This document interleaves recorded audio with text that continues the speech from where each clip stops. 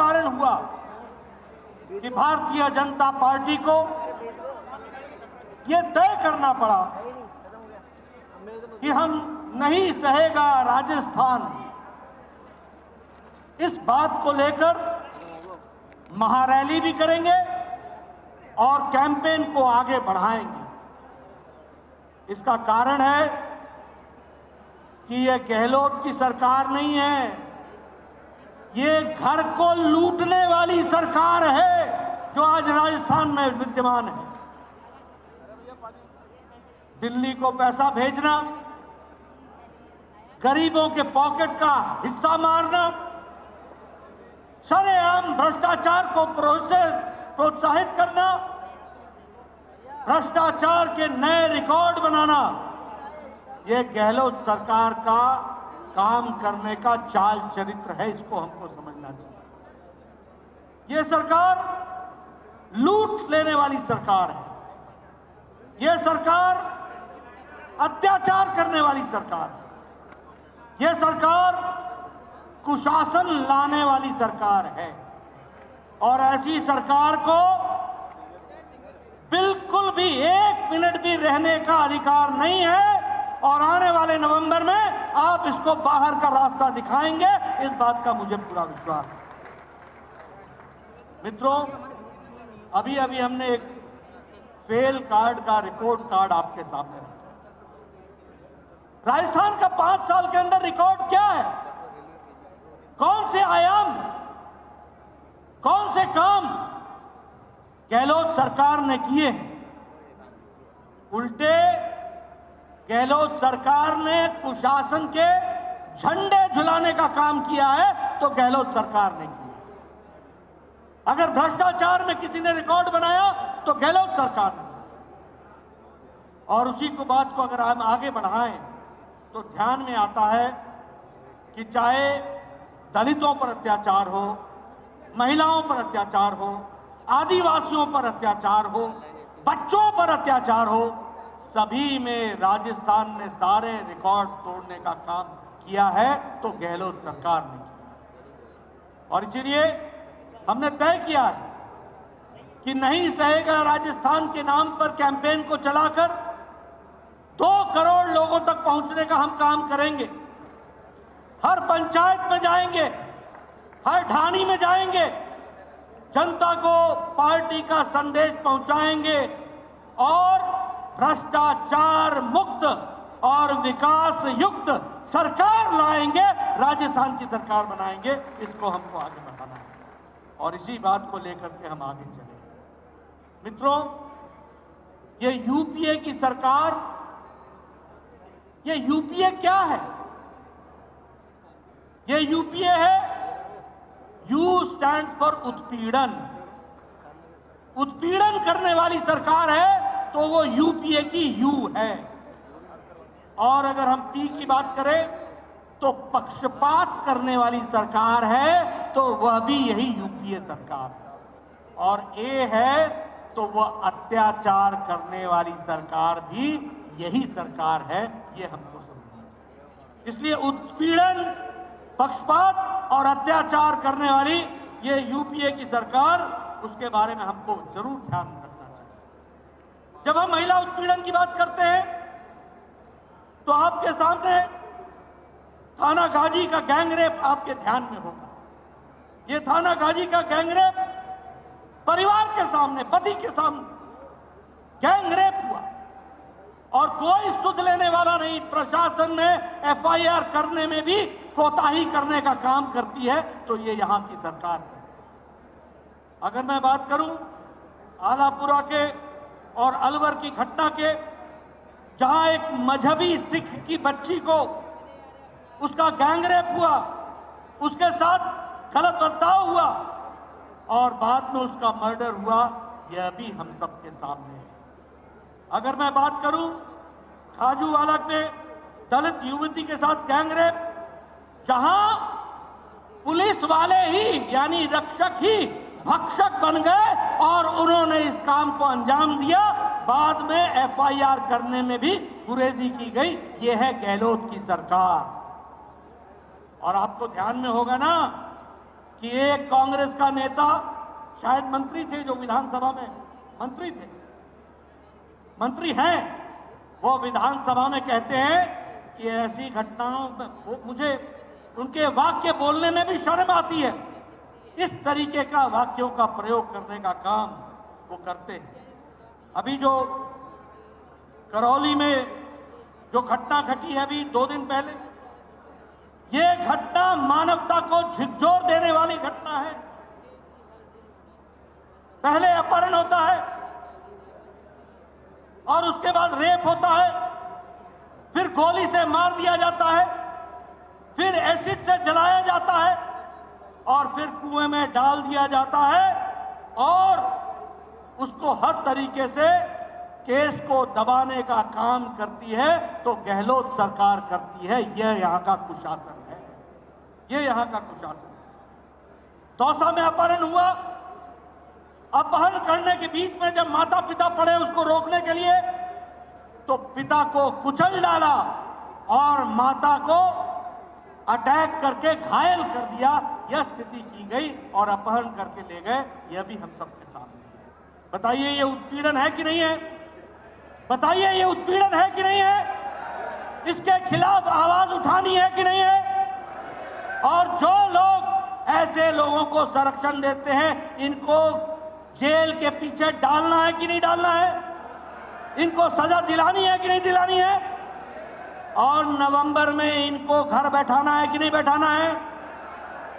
ये उत्पीड़न करने वाली सरकार को हमको जवाब देना पड़ेगा। मित्रों, अगर मैं बात करूं, आज लगभग प्रतिदिन 18-19 रेप केसेस हो रहे हैं, प्रतिदिन 5 से 7 मर्डर हो रहे हैं, 24,000 से ज्यादा महिलाओं का दुष्कर्म हुआ है, ऐसा रिकॉर्ड हुआ है। और जयपुर में 2-3 किलोमीटर के अंदर ही महिला के आत्मदाह का भी केस हम लोग के सामने आया है। ये कैसा राजस्थान जो संस्कृति के लिए जाना गया, जो राजस्थान शांति के लिए जाना गया, जो राजस्थान भाईचारे के लिए जाना गया, जो राजस्थान विकास के लिए जाना गया, आज वहां महिला उत्पीड़न चरम शिखर पर है।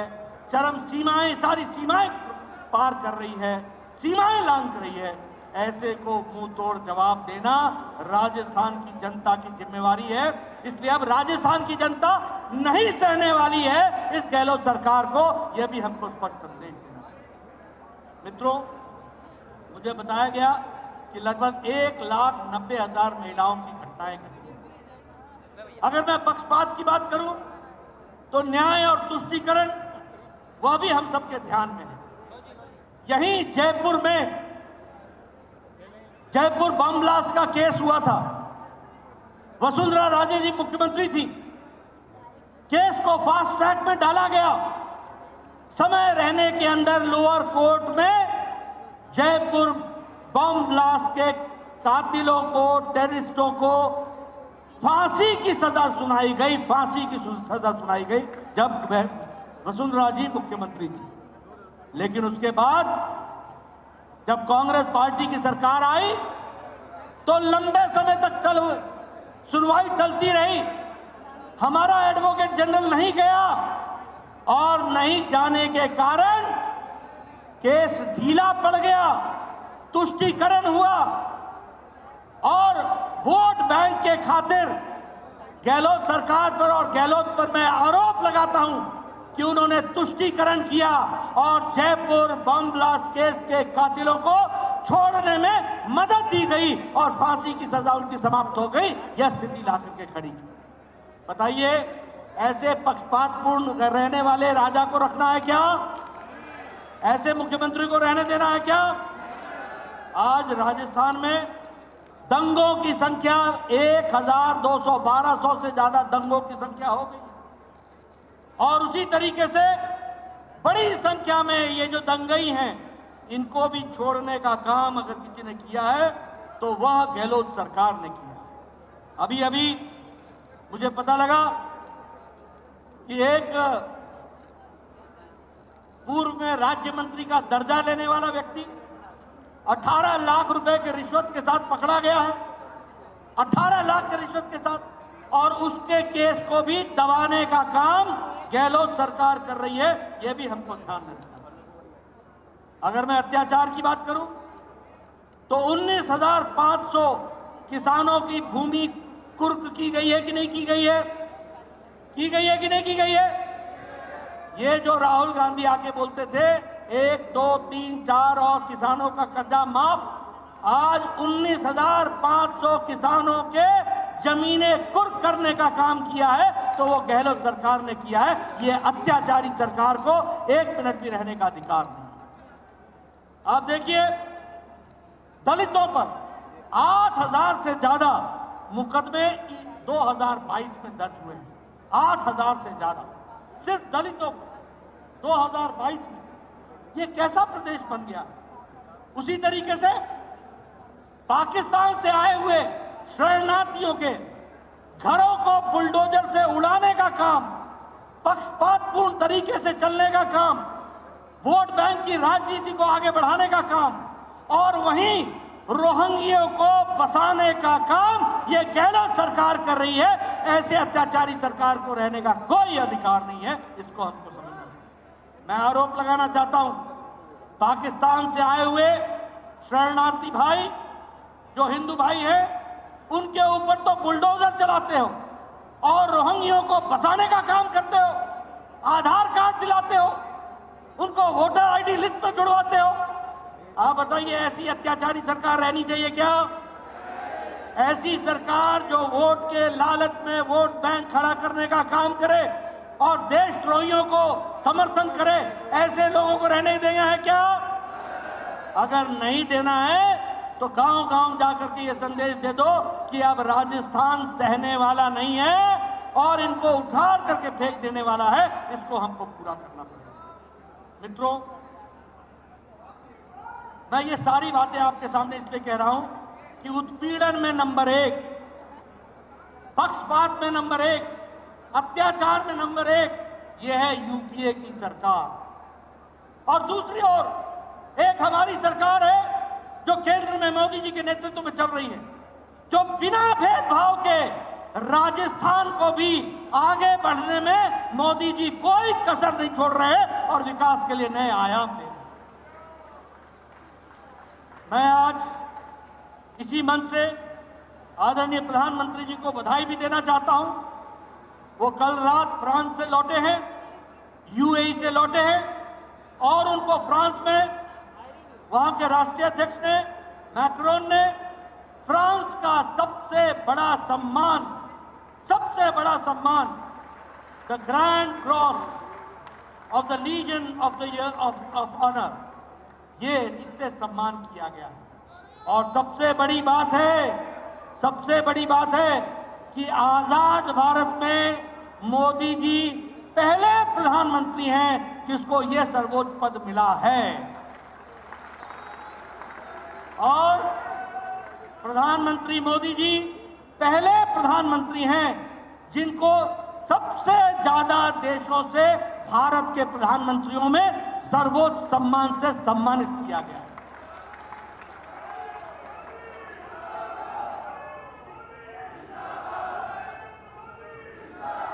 इसलिए मित्रों, एक तरफ उत्पीड़न, एक तरफ अत्याचार, एक तरफ पक्षपात और एक तरफ सबका साथ, सबका विकास, सबका विश्वास, सबका प्रयास, ये मोदी जी मंत्र लेकर के चले। आज हम गौरव के साथ कह सकते हैं 80 करोड़ की जनता को प्रधानमंत्री मोदी जी,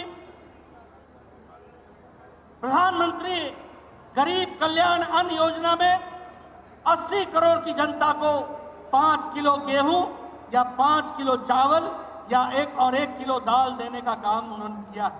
और आपको जानकर खुशी होगी कि राजस्थान में भी 4 करोड़ 40 लाख भाइयों को प्रधानमंत्री गरीब कल्याण अन्न योजना में 5 किलो गेहूं या 5 किलो चावल दिया जा रहा है। ये भी हमको समझना चाहिए। मित्रों, अभी एक रिपोर्ट आई है इंटरनेशनल मॉनिटरी फंड की। वो रिपोर्ट ये कहती है कि भारत की अति गरीबी 22% से घटकर 10% से भी कम रह गई है। 10% से भी कम। और भारत की अति गरीबी अब 1% से भी कम हो गई है। यह भारत की आर्थिक स्थिति के बारे में चर्चा हो। मित्रों, उज्ज्वला योजना, उजाला योजना, हमारा प्रधानमंत्री आवास योजना, जल जीवन मिशन, अब जल जीवन मिशन की बात कीजिए, 9 करोड़ 50 लाख घरों को पानी से जोड़ा गया है और राजस्थान में 31 लाख घरों में नल का पानी पहुंचा दिया गया है। इस काम को किया गया है, ये भी हमको ध्यान रखना। राजस्थान जो हमेशा पानी के लिए तड़पता रहा, आज हमारा संकल्प है कि हम हर घर को पक्के पाइप से और उसको पानी पहुंचाने का काम, नल से जल देने का काम, इसको हम करने वाले हैं। उसी तरीके से शौचालय में जहां 11 करोड़ शौचालय बने, वहीं 83 लाख शौचालय इज्जत घर राजस्थान में बने हैं और विकास की एक नई कहानी लिखी जा रही है, वो भी हमको ध्यान रखना है। प्रधानमंत्री किसान सम्मान निधि, आने वाले समय में प्रधानमंत्री किसान सम्मान निधि फिर से उसकी किस्त मिलेगी, लेकिन 2000 रुपए हर चौथे महीने, साल का 6000 रुपए, और ये 11 करोड़ 78 लाख किसानों को खाते में पहुंचाया जाता है, जिसमें 70 लाख किसान राजस्थान के हैं, जिनके खाते में 2000 हर चौथे महीने आदरणीय प्रधानमंत्री मोदी जी पहुंचाते हैं। बोलिए, ये गांव, गरीब, वंचित, पीड़ित, शोषित, दलित, महिला, युवा, सबकी चिंता मोदी जी करते हैं कि नहीं करते हैं? करते हैं कि नहीं करते हैं? अगर 12 करोड़ शौचालय बनाए तो आप बताइए कि इस इज्जत घर से महिलाओं को इज्जत, उनका ख्याल रखा गया कि नहीं रखा गया? उनकी चिंता हुई कि नहीं हुई? प्रधानमंत्री आवास योजना में अगर 4 करोड़ घर बनते हैं और 30 लाख से ज्यादा घर अगर राजस्थान में बनते हैं, तो बोलिए गरीब लोगों की चिंता हुई है कि नहीं हुई है? मित्रों, एक तरफ सबका साथ, सबका विकास, सबका विश्वास, सबका प्रयास, और एक तरफ उत्पीड़न, अत्याचार, पक्षपात। हमें तय करना है कि हमें राजस्थान की जनता को किस ओर ले जाना है। निश्चित रूप से हमको विकास की ओर ले जाना है। मैं यहां यह भी कहना चाहता हूं मित्रों, आपको जानकर खुशी होगी, पिछले 5 साल में कोरोना आया। कोरोना शताब्दी का सबसे बड़ा पेंडेमिक था, सबसे बड़े महामारी थी, सबसे बड़ी त्रासदी थी। देश के सभी के आर्थिक जगत सब हिल गया। यूक्रेन की लड़ाई हुई, सप्लाई चेन का विषय आया, आर्थिक मंदी आई दुनिया में, बड़े बड़ी अर्थव्यवस्थाएं डोल गई, बड़ी बड़ी अर्थव्यवस्थाएं।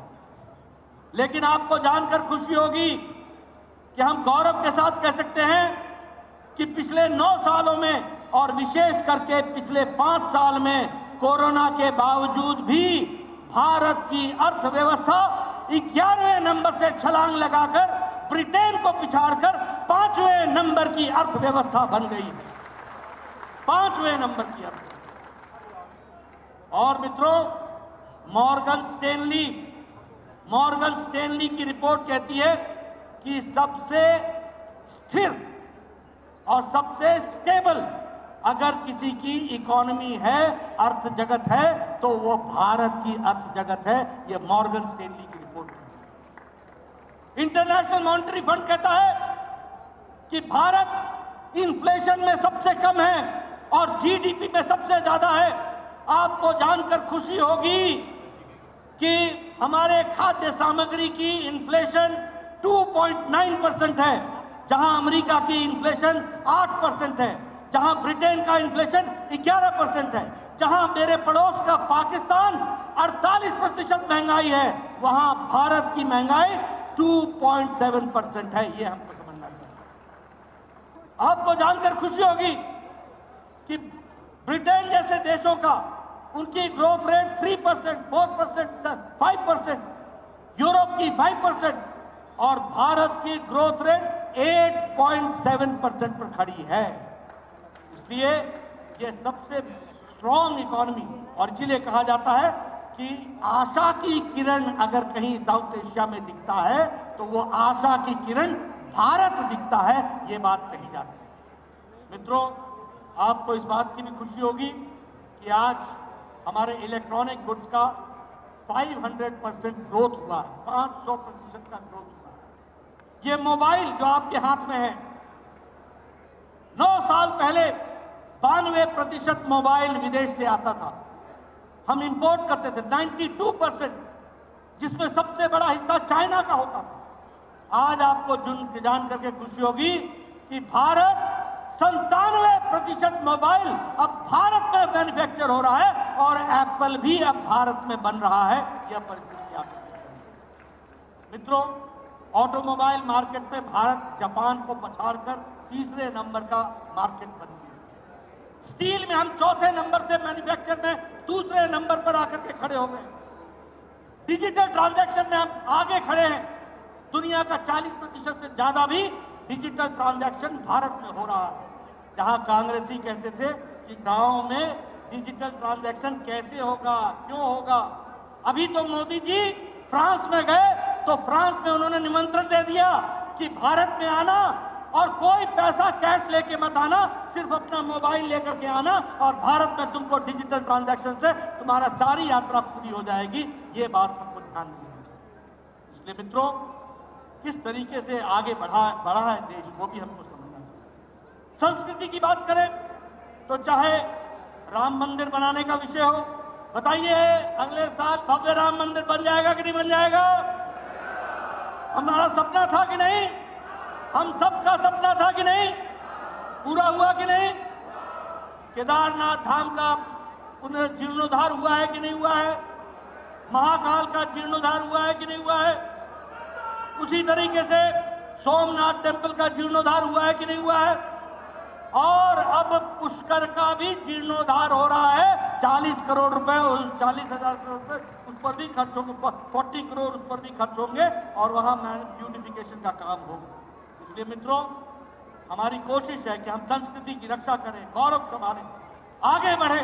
और आगे बढ़ने में एक रोड़ा है, वो रोड़ा राजस्थान में उत्पीड़न का है, अत्याचार का है, पक्षपात का है और गृह लूट गहलोत सरकार का है। इसको हमको छुट्टी पानी है और विकास को नीचे तक पहुंचाना है। इस काम को हमको आगे बढ़ाना है। मित्रों, अगर मैं इंफ्रास्ट्रक्चर की बात करूं तो चाहे सड़क ले लो, आप बताइए आपको 9 साल में फर्क दिखा कि नहीं दिखा? अंडरपास, ओवरपास, एलिवेटेड रोड, 4 लेन, 6 लेन, 8 लेन दिखा कि नहीं देखा? आपको मुंबई से दिल्ली का कॉरिडोर दिख रहा है कि नहीं दिख रहा है? राजस्थान का उससे विकास होगा कि नहीं होगा? मेट्रो रेल का काम चल रहा है कि नहीं चल रहा है? एयरपोर्ट्स का काम चल रहा है कि नहीं चल रहा है? मित्रों, Airways, roadways, railways 400% budget railway का राजस्थान का बढ़ाया गया है। 400% बजट बढ़ाया गया।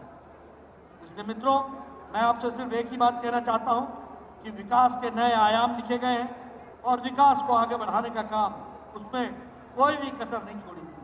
अभी 8 जुलाई को आदरणीय प्रधानमंत्री जी बीकानेर आए थे और 24,300 करोड़ रुपए के या तो शिलान्यास कर गए या उद्घाटन कर गए। वो राजस्थान की उन्होंने तस्वीर बनाई। और उसी तरीके से भिवाड़ी में ट्रांसमिशन सेंटर 1,03,040 करोड़ का वो भी दिया है। और मुझे एक बात की खुशी है, मैं यहां जरूर कहना चाहूंगा, वसुंधरा जी आप पहले विपक्ष की नेता थी, बाद में आप मुख्यमंत्री बनी। बताइए उस समय कितने मेडिकल कॉलेज थे और मोदी जी के आने के बाद 23 मेडिकल कॉलेज राजस्थान को दिए गए कि नहीं दिए गए? हर जिले को एक मेडिकल कॉलेज, जिसमें मुझे याद है कि 7 मेडिकल कॉलेज खुल गए थे और बाकी मेडिकल कॉलेज खुले जा रहे हैं। इसलिए विकास की एक नई कहानी हमारे नेताओं ने, हमारे एनडीए की सरकार ने किया है। इसको भी हमको समझना चाहिए। लेकिन हाँ, आपके सामने में आप कहोगे कि जेपी नड्डा ने एक पोस्टर उठा करके फेल्ड रिपोर्ट गहलोत की दिखा दी। ऐसा मैं सिर्फ पोस्टर नहीं दिखाता हूं, मैं पत्रकारों को याद दिलाना चाहता हूं। बताइए गहलोत सरकार ने कहा था कि नहीं कहा था कि एग्रीकल्चर के मशीन पर, फार्मर्स के ट्रैक्टर पर हम जीएसटी को हटा देंगे? कहा था कि नहीं कहा था? हटा दिया क्या? हटाया क्या? बताइए कहा था कि नहीं कहा था कि मैं स्पाइस बोर्ड बनाऊंगा? कहा था कि नहीं कहा था? स्पाइस बोर्ड बन गया क्या? कहा था कि नहीं कहा था कि हम एनिमल हस्बेंड्री और डेयरी को आगे बढ़ाएंगे? बढ़ा दिया क्या? बढ़ा क्या? आप बताइए। उन्होंने कहा था कि मैं जल घर में पहुंचाऊंगा, किया क्या उन्होंने? किया क्या? मित्रों, मैं आपसे पूछना चाहता हूं, उन्होंने कहा था कि शेड्यूल कास्ट, शेड्यूल ट्राइब और ओबीसी का बैकलॉग मैं खत्म करूंगा। कर दिया क्या? मेघवाल जी किया क्या? आप तो सब जानते हैं, किया क्या राठौर साहब? वसुंधरा जी किया क्या? ये इनका रिपोर्ट कार्ड है। बताइए। कहा था कि हम शहीदों के पत्नियों को नौकरी देंगे और उनका घर बसाएंगे, किया क्या? आज दो बहनें आई, मैं करोड़ीमल जी को बधाई देना चाहता हूं और धन्यवाद देना चाहता हूं, जिन्होंने उनकी लड़ाई लड़ी है।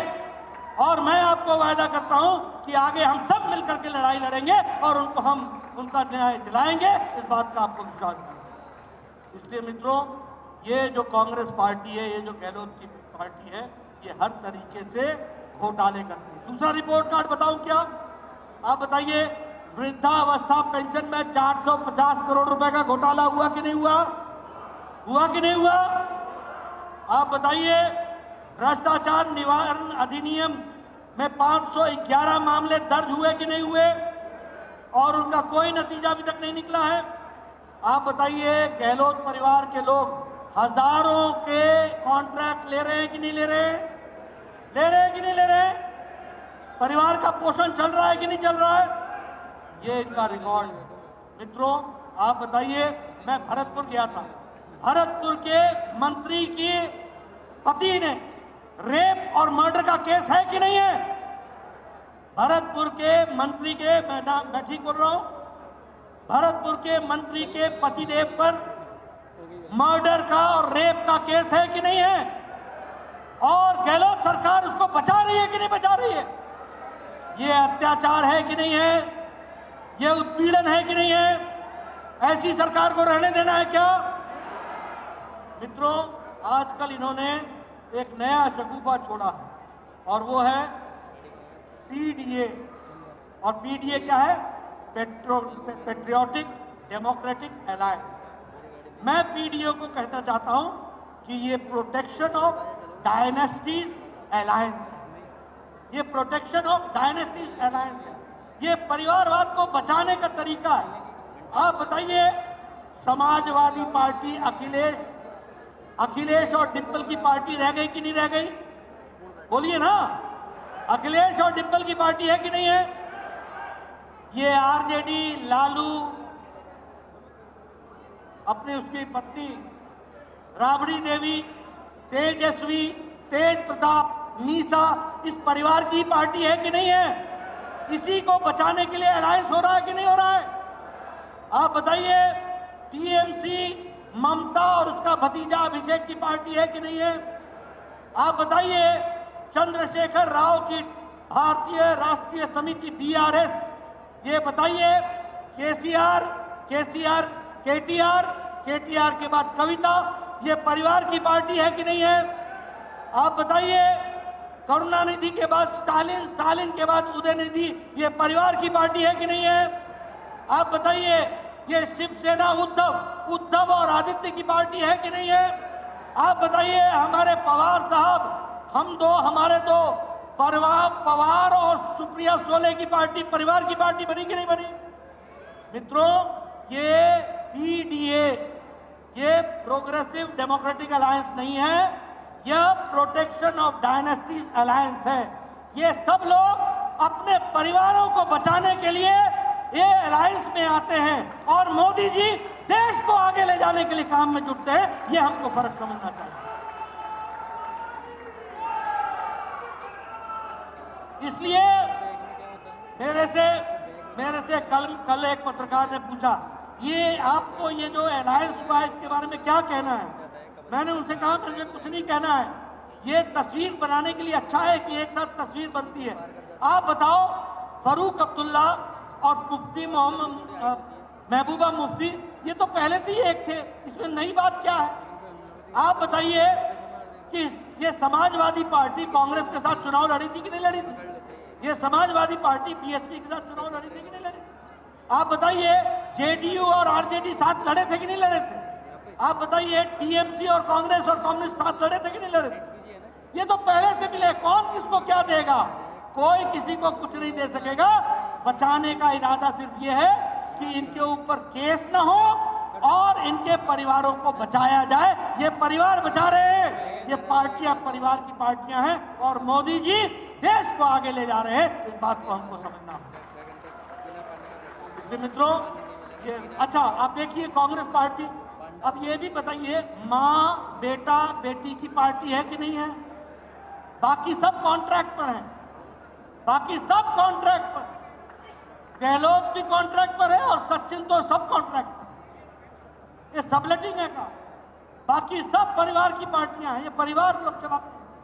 इसलिए मित्रों, देश को अगर आगे बढ़ाना है तो भारतीय जनता पार्टी को मजबूती देनी है और राजस्थान पर लगा हुआ ये दाग भ्रष्टाचार का, ये दाग अनाचार का, ये दाग अत्याचार का, ये दाग उत्पीड़न का, इसको मिटाना है। गहलोत को घर बैठाना है। राजस्थान अब सहने वाला नहीं है, हमने आगे बढ़ना है और विकास की नई गाथाएं। आपने मेरी बात सुनी, आपका बहुत बहुत धन्यवाद। जय भारत, जय राजस्थान।